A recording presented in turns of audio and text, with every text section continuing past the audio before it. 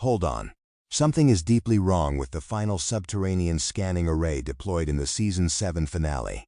Inside the command trailer, a high-frequency acoustic feedback spike slammed through the master audio bus, clipping every monitor line at once. Doctor.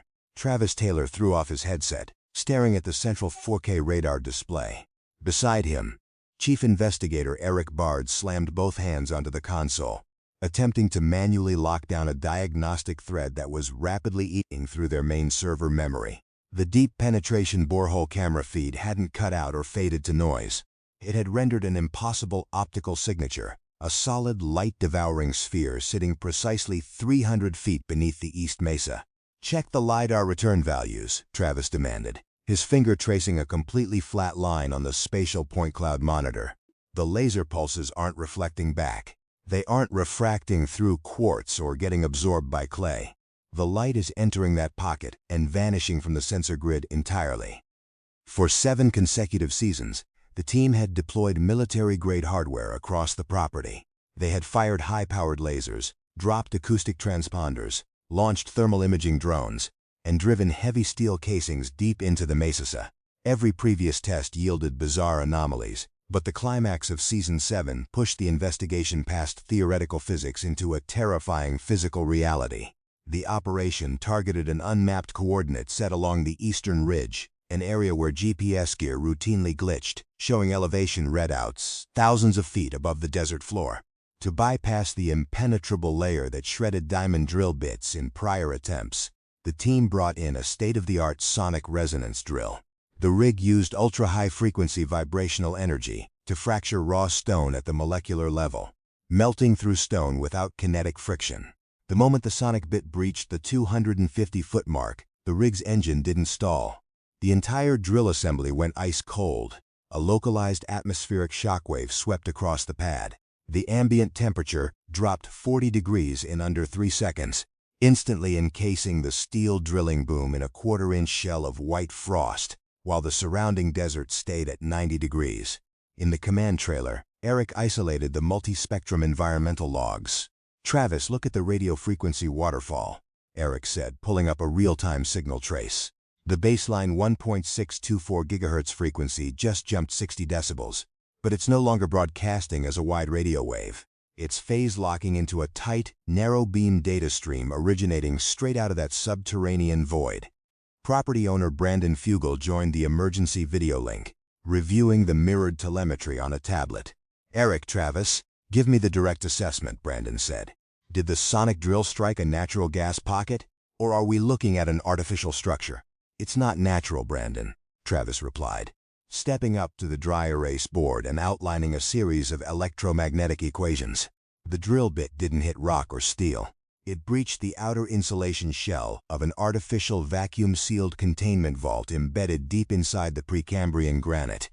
The data on the main terminal confirmed the discovery. The cavity was an impeccably smooth vitrified vault, over 100 feet wide, lined with a non-reflective metamaterial alloy that completely absorbed all light, heat, and radar energy. Out on the Mesa pad, Superintendent Thomas Winterton stepped toward the edge of the borehole casing as his handheld sensor emitted a rapid series of warning beeps. The heavy steel drill string, weighing over 6,000 pounds, began to drift upward inside the guide sleeve, floating toward the surface as if completely weightless. "Command, we have structural levitation on the drill line," Thomas called into his mic, stepping back from the vibrating platform. "The entire steel assembly is lifting out of the shaft on its own." Inside the vitrified vault, 250 feet below Thomas's boots, a secondary system activated. The dormant 1.624 GHz transmitter was no longer passively listening. It was sending a dense, encrypted data burst straight up the borehole, seeking an immediate handshake response from the surface computer network. A sharp mechanical shudder rattled the steel floor of the command trailer as every diagnostic screen flickered from green to intense amber. Erik Bard didn't wait for an alarm to sound. His fingers flew across the master terminal, attempting to sever the incoming wireless telemetry bridge, but the system bypassed his manual overrides. The unknown signal climbing out of the borehole was no longer transmitting standard radio data. It was riding the electromagnetic field of the trailer's own power generators, using the physical wiring as a high-speed conductor. On the central tactical monitor, a high-density 3D rendering began assembling itself in real time. It wasn't displaying code, text, or file directories. It was mapping the structural anatomy of the entire Uinta Basin, layering thousands of years of geological strata beneath a complex crystalline geometric lattice. "It's not trying to corrupt our drive arrays, Travis," Erik said, his voice quiet, as he leaned closer to the high-resolution monitor. "It's running a diagnostic cross-check. The signal from the borehole is using our array to map the precise density and composition of the granite bedrock across the entire valley." "Doctor."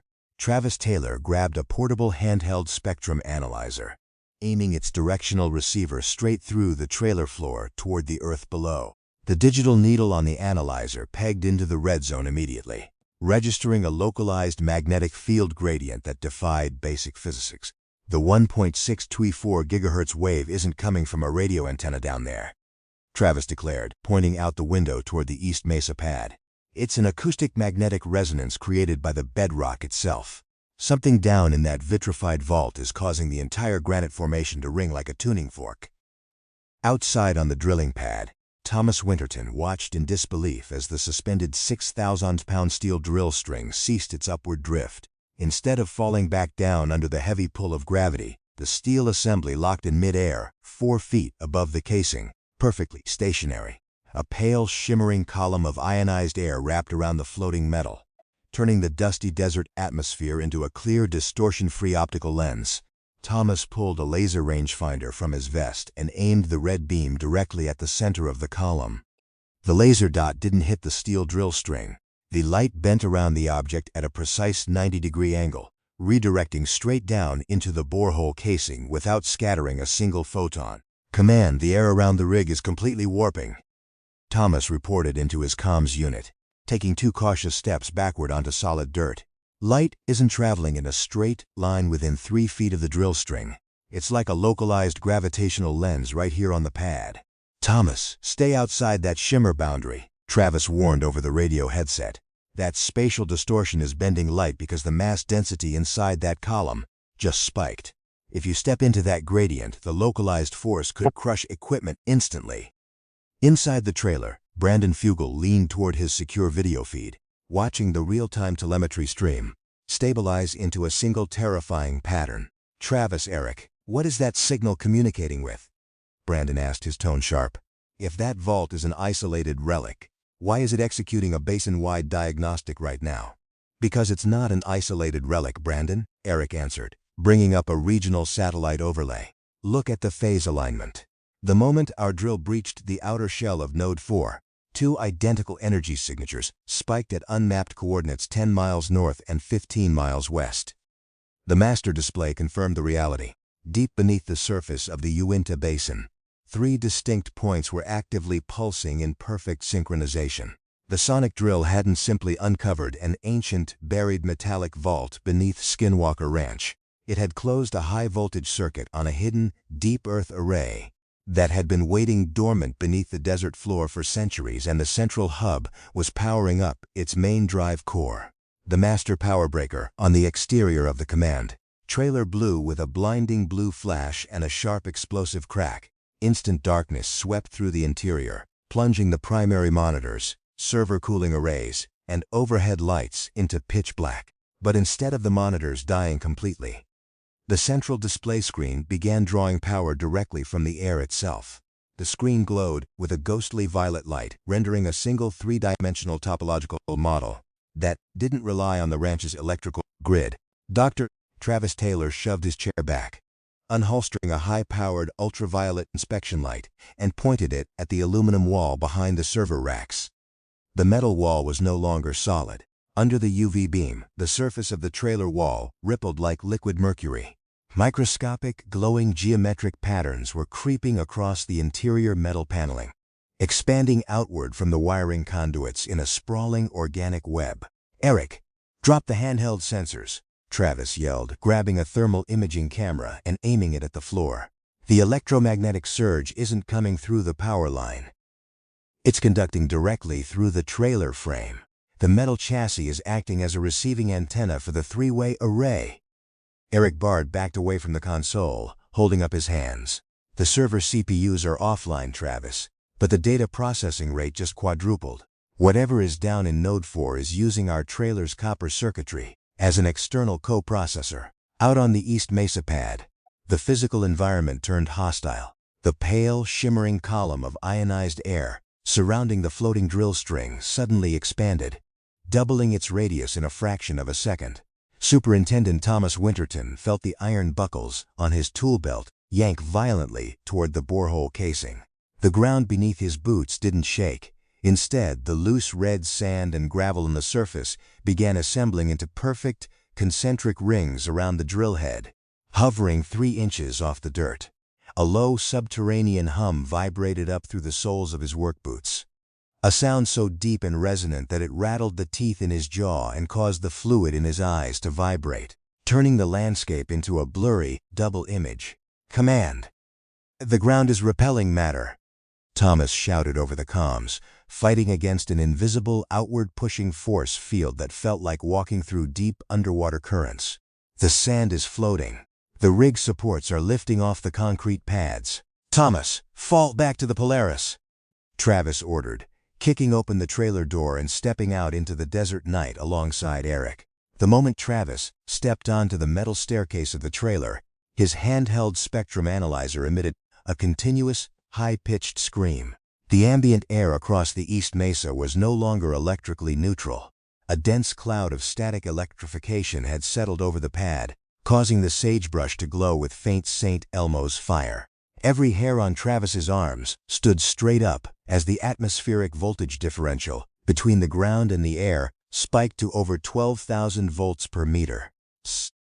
Travis sprinted toward the edge of the drilling pad, pulling a portable magnetometer from his tactical vest and plunging the copper sensor rod straight into the red soil. The digital readout didn't show a stationary magnetic field value. The numbers were cycling at a blinding rate: 1.624 GHz, 3.248 GHz, 6.496 GHz, doubling in frequency every exact 3 seconds in a perfect binary progression. "Erik, look at the harmonic frequency escalation," Travis called out, pointing the magnetometer's screen toward Erik. "It's not just broadcasting to the other 2 nodes in the basin. It's building a localized electromagnetic resonator right here under our boots." Property owner Brandon Fugal's voice came through Travis's encrypted shoulder radio, cutting through the heavy static. "Travis, report," Brandon said, his voice tense. "Security sensors are reporting total telemetry blackouts across the North Pasture and the Triangle.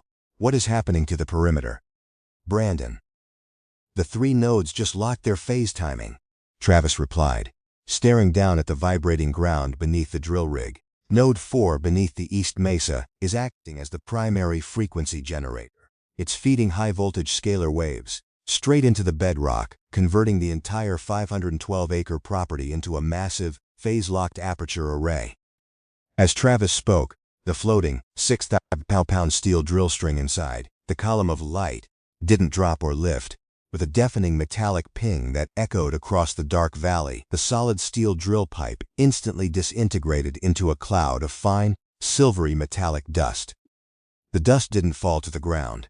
It suspended itself inside the shimmering column, instantly reassembling into a dense, rotating, geometric ring that began spinning at thousands of revolutions per minute, cutting through the desert air like a liquid metal saw blade. The rotating ring of liquid metal dust didn't just spin. It began expanding outward like an iris opening in mid-air. The air around the East Mesa pad turned sharp and ozone-heavy, stinging the back of Dr. Travis Taylor's throat as he backed away from the drill rig. Beside him, Thomas Winterton reached into the Polaris TV, grabbing 2 pairs of high-density polarized eye protection and throwing a pair directly to Erik Bard. Through the darkened lenses, the physical world took on a terrifying visual clarity. The rotating ring was slicing clean through the ambient air, leaving behind a razor-thin, shimmering rift that severed light itself. Inside that 3-foot rift, there was no red Utah sand, no night sky, and no desert sagebrush. There was only a dark, crystalline architecture descending into the earth at a precise 45-degree incline. A pristine subterranean staircase carved into the solid granite bedrock, completely dry, illuminated by faint blue bands of ambient luminescence embedded directly in the walls. The drill didn't just breach a vault, Travis, Erik said, his voice dropping as he aimed a thermal scanner directly into the newly opened rift. The spatial distortion stripped away 300 feet of overburden. That staircase leads directly into the core chamber of Node 4. We aren't waiting for a remote rover, Travis declared instantly, grabbing a tactical backpack loaded with multi-spectrum sensors, acoustic detectors, and laser rangefinders. The energy matrix holding this gateway open is drawing power directly from the regional grid. If those other two nodes drop out, this rift could snap shut in seconds. Thomas unclipped a high-tensile climbing harness and anchored a carbon fiber safety line to the front winch of the heavy industrial tractor parked on the pad. Edge. I'm taking lead on the descent, Thomas said, clicking his primary carabiner onto the line and pulling out a heavy-duty portable multi-gas analyzer. Oxygen levels at the entrance are 21%, no methane, no carbon monoxide, no radiation spikes. The environment inside that corridor is completely stabilized. Without waiting for surface clearance, Thomas stepped through the shimmering edge of the spatial rift, his boots touching down onto the first crystalline step. The moment his foot made contact with the surface, the blue bands embedded in the corridor walls brightened by 200%, cascading down the subterranean staircase like a wave of light guiding the path downward. Travis and Erik hooked their harnesses to the main line and followed immediately behind, stepping out of the Utah night and into an environment that felt completely disconnected from Earth's atmosphere. The ambient noise of the surface generators vanished instantly, replaced by a deep, dead silence so intense that every heartbeat echoed clearly inside their ears. As the team descended past the 50-foot mark down the incline, Travis held out a digital magnetometer. The wild, chaotic frequency spikes that had plagued the surface trailer were gone. Inside the crystalline shaft, the magnetic field strength was held at a rock-solid, mathematically perfect value, exactly 1.624 Gauss, matching the fundamental carrier frequency that had defined 7 years of research on the property. Look at the wall geometry, Erik whispered, running a gloved hand along the smooth, seamless material lining the corridor. There are no tool marks, no joints, no expansion seams. The entire shaft was formed as a single, continuous crystal lattice. It's like the granite was transmuted into quartz on a molecular level. At the 200-foot mark, the descending staircase leveled out into a massive cavernous rotunda. The flashlight beams cut through the gloom, revealing an underground chamber larger than a football stadium, situated directly beneath the center of the East Mesa. In the center of the rotunda, suspended inside a spherical magnetic cradle, hovered a massive, 20-foot-wide dodecahedron, constructed from a dark iridescent metamaterial. The geometric object wasn't stationary. It was slowly unfolding its interlocking exterior plates in a fluid mechanical sequence, exposing a glowing core of concentrated plasma that pulsed in direct synchronization with the human brain's alpha-wave frequencies. Thomas raised his high-definition camera, locking the lens onto the center of the array. "Travis, Erik," Thomas breathed, pointing toward the base of the magnetic cradle. "Look at the floor around the central core." Etched deep into the crystalline floor beneath the floating structure were thousands of intricate geometric star charts, detailed planetary alignments, and high-density binary arrays, including a precise real-time map of Earth's orbital position relative to the center of the Milky Way galaxy. Node 4 wasn't just a power grid hub. It was an active deep space navigational beacon, and the unfolding core had just completed its targeted alignment sequence. A low, subterranean harmonic frequency rippled through the crystalline floor of the rotunda, causing the air inside the massive chamber to vibrate like a struck gong. Dr. Travis Taylor dropped to one knee, driving a handheld seismic accelerometer directly against the floor tiles. The digital display didn't register standard tectonic activity or shock waves from surface drilling. The floor was oscillating at precisely 783 Hz, the exact fundamental frequency of the Schumann resonance, Earth's electromagnetic heartbeat. "The entire core chamber is phase-locking with the planet's ionosphere," Travis called out, his voice echoing off the curved quartz walls. "It's using the Earth itself as a giant spherical conductor. The dodecahedron isn't drawing power. It's dumping stored energy back into the planetary grid." Into the center of the rotunda, the 20-foot metamaterial structure finished unfolding its final outer plates. The inner plasma core wasn't a fire or a chemical reaction. It was a contained sphere of superdense, cold ionized gas, pulsing with a blinding violet light that cast sharp geometric shadows across the star maps etched into the floor. Erik Bard stepped toward the edge of the magnetic cradle, pulling a portable spectrum analyzer from his chest rig and aiming its directional antenna straight into the open core. The spectrum analyzer's interface didn't show standard radio frequencies or random noise signatures. A series of high-density, complex data streams was cascading across the screen in real time, structured in base 12 mathematical matrices that automatically parsed into clear visual telemetry. "Travis, look at the transmission destination," Erik yelled, holding the screen up into the violet glow.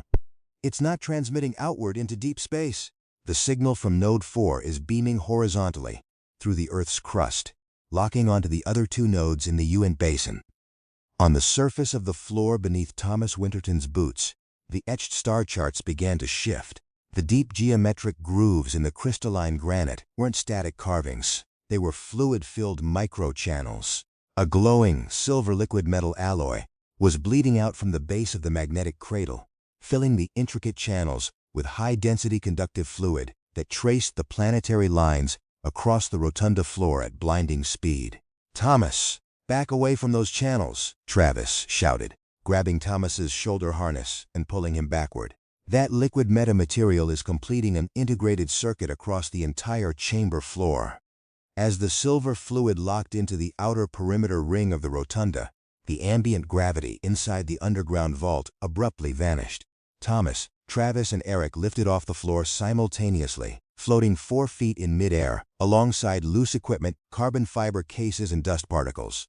The sensation wasn't a sudden fall or a mechanical drop.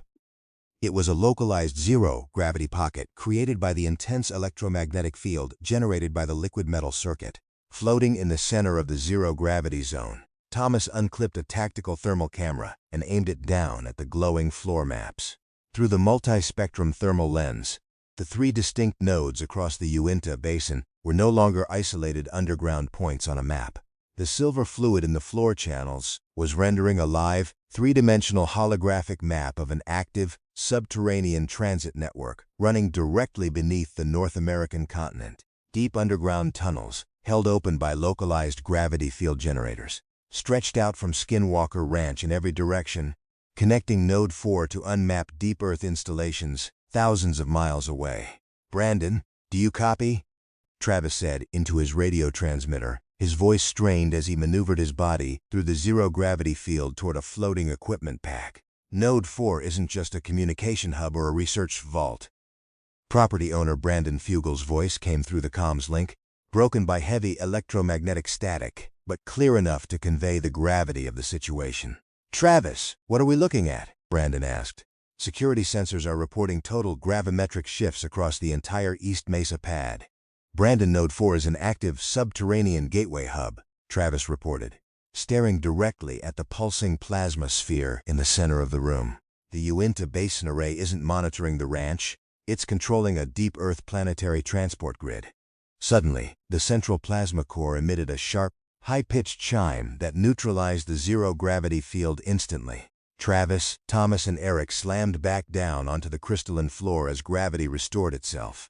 The silver liquid fluid in the floor channels vanished into hidden drainage ports, and the massive dodecahedron began rotating on its central axis at blinding speed, generating a concentrated, high-intensity laser beam that targeted the top of the rotunda ceiling. The blinding violet laser beam slammed into the apex of the quartz rotunda with the impact of a physical railgun shot. Instead of burning through the Precambrian rock, the continuous beam of coherent light absorbed into the solid crystalline vault, causing the entire ceiling structure to become transparent. Staring up through the solid rock face, Dr. Travis Taylor, Erik Bard, and Thomas Winterton were no longer looking at thousands of tons of dense sandstone. They were looking straight up at the night sky over Utah, as if the mesa above them had turned into a pristine glass dome. Every star, constellation, and satellite passing over the Uinta Basin was visible with pinpoint clarity, magnified and optically corrected by the energized quartz matrix overhead. "Look at the optical refractive angle, Erik," Travis yelled, shielding his face from the intense beam with his arm. "The rock isn't being disintegrated. The high-intensity coherent light is aligning the atomic structure of the granite, turning the dense rock face into a quantum optical lens." Erik held up his handheld spectrum analyzer, tracking the ultra-high frequency energy cascading through the ceiling network. "Travis, it's locking onto a specific orbital coordinate," Erik reported, pointing the analyzer's directional antenna toward a specific vector near the constellation Cygnus. "The laser beam isn't an Earth-boring device. It's an optical telemetry array transmitting atmospheric data straight to a target in high Earth orbit." Out on the surface, inside the dark command trailer, the offline servers burst into life as emergency backup generators kicked in automatically. Brandon Fugal leaned forward, his eyes locked on a real-time satellite tracking feed, displaying an anomaly over the western United States. An unmapped military surveillance satellite passing directly over the ranch had just detected a massive zero-mass spatial beam cutting up through the atmosphere from the East Mesa coordinates. "Travis, Erik, come in," Brandon called through the secure satellite comms link, his voice echoing inside the deep underground vault. "Space Command orbital sensors are detecting an energy spike originating from your precise depth. Whatever that beam is doing, it's illuminating an invisible object hovering at 40,000 feet. Inside the rotunda, the fast-spinning dodecahedron slowed its rotation to a sudden halt. The concentrated laser beam targeting the ceiling shifted from violet to a deep, intense infrared spectrum, invisible to the naked human eye but clearly visible on Thomas's thermal imaging camera. Where the beam intersected the ceiling, the transparent rock matrix began to warp inward, forming a concave, liquid-like mirror that focused the returning orbital data straight back into the central plasma core. Thomas pulled a high-powered thermal sensor from his vest, locking the lens onto the focused beam reflection. "Command, we have a visual on the returning signal," Thomas reported, adjusting the digital focus on his camera. "There's an atmospheric craft hovering stationary in the upper atmosphere directly above the mesa. It has no propulsion signature, no heat trail, and no aerodynamic surface." On the floor of the rotunda, the silver liquid metamaterial that had previously drained into the floor ports began surging back upward through 4 raised access shafts along the chamber perimeter. It didn't spread across the star maps this time.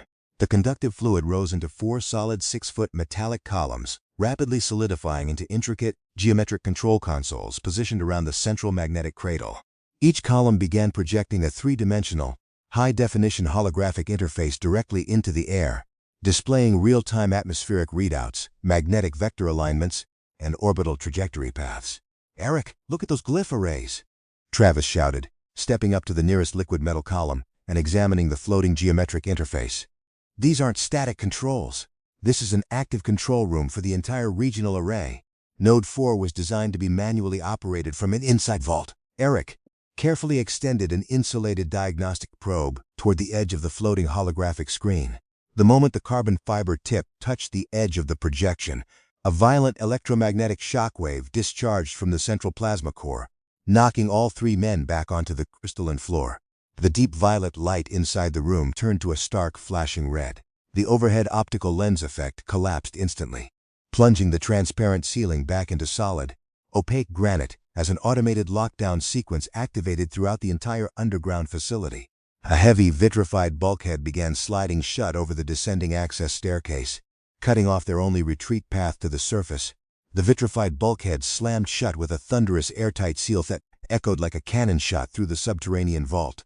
"Doctor," Travis Taylor slammed his tactical boots against the crystalline floor, regaining his balance, as the flashing emergency lights painted the smooth quartz walls in intense, rhythmic crimson. Beside him, Thomas Winterton grabbed his carbon fiber winch line, pulling hard on the carabiner. The high-tensile tether had been sliced clean through at the seal boundary, sheared off as if cut by an industrial diamond blade. They were trapped 200 feet below the surface of the East Mesa, locked inside the subterranean core of Node 4. "The staircase access is completely sealed," Thomas yelled, shining his searchlight against the seamless vitrified barrier. "The wall fused back together on a molecular level. There's no gap, no mechanical latch, no seam to drive a wedge into." "Don't waste your energy on the bulkhead, Thomas," Erik Bard called out, his voice unnaturally calm despite the flashing alarms.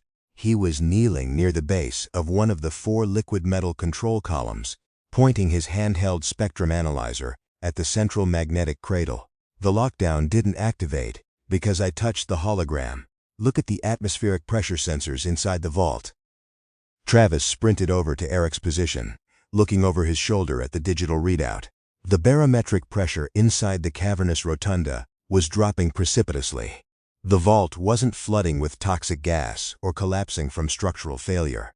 The automated system was rapidly purging oxygen from the rotunda, creating a hard vacuum inside the chamber to protect the delicate quantum components of the central plasma core from surface contamination. "We have less than 4 minutes of breathable atmosphere left in this room," Travis warned, pulling his emergency oxygen rebreather from his tactical backpack and securing the mask over his face. "Thomas, Erik, get your rebreathers on now. If the ambient pressure drops past 8 psi, our lungs won't be able to process ambient air." As Thomas and Erik strapped on their masks, the central dodecahedron hovering in the magnetic cradle accelerated its spin once again. The dark, iridescent metamaterial plates didn't just unfold. Detached completely from the central core, floating in midair around the plasma sphere like a cloud of synchronized microsatellites.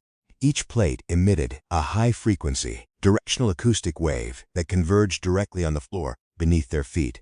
The crystalline star maps etched into the granite floor began to dissolve, transforming from solid stone into a glowing, fluid-like slurry that rippled under the acoustic pressure. Through the translucent, liquid stone floor, a secondary lower chamber became visible directly beneath the rotunda. Inside this lower sublevel, sitting on a raised pedestal of raw Precambrian granite, was an intact 15-foot metallic disc constructed from a seamless, non-reflective alloy that absorbed all ambient light. Unlike the ancient, buried structural walls of the vault, this craft didn't look dormant. Its outer rim was hovering 3 inches above the granite pedestal, surrounded by a swirling field of ionized argon gas that glowed with a faint, steady cyan light. "Travis, look down there," Thomas whispered, through his rebreather radio, aiming his camera straight through the liquefied floor layer. "That's not a power generator or a communication node. That's an active transport vessel." "It's an atmospheric entry vehicle," Travis corrected, his voice tight inside his mask as he calibrated his laser rangefinder. "Node 4 isn't just a station for monitoring the basin or routing power through the Earth's crust. It's a subterranean hangar." On the surface above, inside the command trailer, Brandon Fugal watched in horror as the telemetry feed in the underground team dropped into complete thermal and radio blackouts. "Travis, Erik, do you copy?" Brandon shouted through the satellite relay link. "Our surface sensors are detecting a massive gravimetric displacement directly beneath the pad. The entire East Mesa ridge is settling by 2 inches." Inside the vault, the liquid stone floor layer opened completely, forming a wide circular aperture that revealed a direct descent path into the lower hangar sublevel. At the same time, the 1624 GHz frequency surged through their radio headsets with absolute clarity. No longer static, no longer a random tone, but an organized, rhythmic audio pattern that matched the precise pulse rate of the cyan field around the metallic craft. The ancient facility was no longer running an automated lockdown sweep. It had prepared the lower hangar for immediate departure, and the aperture was waiting for the team to make a choice. Before the chamber hit absolute vacuum, the oxygen meters pinned into the absolute red zone as the ambient atmospheric pressure inside Node 4 plummeted toward hard vacuum. "Doctor." Travis Taylor adjusted the seal on his emergency rebreather mask, his breath coming in heavy, pressurized rasps. Through the clear visor, his eyes remained locked on the circular aperture in the center of the rotunda floor. Down on the granite pedestal in the lower hangar, the 15-foot metallic disc was no longer idling. The cyan ring of ionized argon gas around its outer rim shifted into a blinding, hyper-concentrated arc of white-hot plasma. The vessel didn't ignite an engine, fire a thruster, or emit a single plume of heat. Instead, the localized gravity field surrounding the craft expanded outward like an invisible sphere, instantly enveloping Travis, Erik Bard, and Thomas Winterton. Where they stood on the edge of the opening, the sensation of suffocating vacuum vanished in a heartbeat. Inside the boundary of the craft's gravity sphere, the atmospheric pressure stabilized back to a perfect 14.7 psi. The air instantly filled with the crisp scent of fresh mountain air and ozone, allowing the team to pull off their rebreather masks as they floated down through the aperture, landing gently on the solid floor of the lower hangar. "Look at the hull geometry, Travis," Erik said, his voice trembling as he held up his handheld thermal imager. "There are no welds, no rivets, no seams. The hull isn't made of forged metal. It's a single, continuous crystal lattice of ultra-pure element 115, stabilized inside an isotopic metamaterial matrix." Thomas Winterton approached the edge of the pedestal, extending a gloved hand toward the hovering craft. The moment his fingers came within 6 inches of the hull, the seamless metallic surface didn't feel cold or hard. It rippled like liquid mercury under his touch, opening a smooth 7-foot doorway directly into the interior of the craft without producing a sound. Inside the cockpit there were no flight sticks, no mechanical switches, no throttle levers, and no glass displays. The center of the cabin featured 3 ergonomic control pedestals made of liquid stone, each topped with a polished, glowing sphere of dark obsidian that pulsed in direct, mathematical harmony with the 1.624 GHz carrier frequency. "It's a neural interface flight deck," Travis breathed, stepping through the doorway and placing his palm an inch above the central obsidian sphere. This craft wasn't built to be flown with hands or cables. It operates on direct electroencephalographic resonance. It's piloted by thought. Suddenly, the deep earth floor beneath the hangar pedestal dropped 6 inches with a thunderous mechanical boom. The entire sublevel chamber wasn't stationary. The stone walls surrounding the lower hangar began sliding downward at blinding speed as a massive vertical transit tube opened beneath the pedestal. A pristine, vitrified launch corridor descending miles straight down through the Earth's mantle toward the core of the Uinta Basin. Up on the surface, inside the command trailer, Brandon Fugal stood frozen in front of the master tracking console. Every environmental sensor, seismic array, and radar dish across the 5 and 12-acre property was redlining simultaneously. "Travis, Erik, Thomas, do you copy?" Brandon yelled into his headset, his voice cracking with intensity. "Space Command just issued an emergency orbital alert. A massive gravitational vacuum has opened beneath the East Mesa. The entire subterranean mountain range is shifting." Down in the subterranean launch corridor, the glowing obsidian spheres on the flight deck flared with brilliant violet light. A real-time 3-dimensional holographic display projected into the air around Travis, Erik, and Thomas, mapping not just Skinwalker Ranch, but the entire planetary transit network connecting Node 4 to hidden installations beneath Antarctica, the Bermuda Triangle, and the dark side of the moon. A deep mechanical countdown sequence began echoing through the hull, not in English or binary, but in rhythmic, acoustic pulses that resonated directly inside their minds. The craft wasn't preparing to launch up into the desert sky. The navigation coordinates locked onto the deep Earth transit tube, descending straight into the center of the planet. "Travis, what is the system doing?" Thomas shouted over the rising acoustic hum as the door of the craft sealed shut behind them, trapping them inside the cockpit. "Is it launching?" Travis looked at the floating holographic navigation map, his eyes widening in absolute shock as he recognized the final destination coordinate, locking onto the screen. "It's not an extraction craft, Thomas," Travis yelled back over the deafening harmonic resonance. "Node 4 was never a defensive vault or a monitoring station. It's an active planetary doorway. And we just initiated the launch sequence to the master core." With a blinding flash of white light and a zero-mass gravitational surge that bent light inside the cockpit, the craft plunged down into the pitch-black abyss of the vertical transit tube at hyperdimensional speed, leaving Season 7 on the most terrifying game-changing cliffhanger in human history. What you just witnessed beneath the East Mesa isn't just another anomaly. It is a complete paradigm shift that rewrites everything we thought we knew about Skinwalker Ranch. If Node 4 is truly an active, deep Earth transit hub linked to a planetary network, humanity has just crossed an irrevocable threshold. The team didn't just uncover an underground vault. They stepped directly into the pilot seat of an ancient, interstellar infrastructure. What lies at the end of that vertical launch corridor? Is Node 4 connected to off-world installations, or is the Uinta Basin masking an ancient intelligence that has operated right beneath our feet for millennia? Drop your theories in the comments below. Does the team make it to the master core? Or have they triggered an automated lockdown that changes the ranch forever? Don't forget to hit that like button, subscribe, and turn on notifications so you never miss the next deep dive breakdown. Until next time, keep watching the skies and the ground beneath your feet.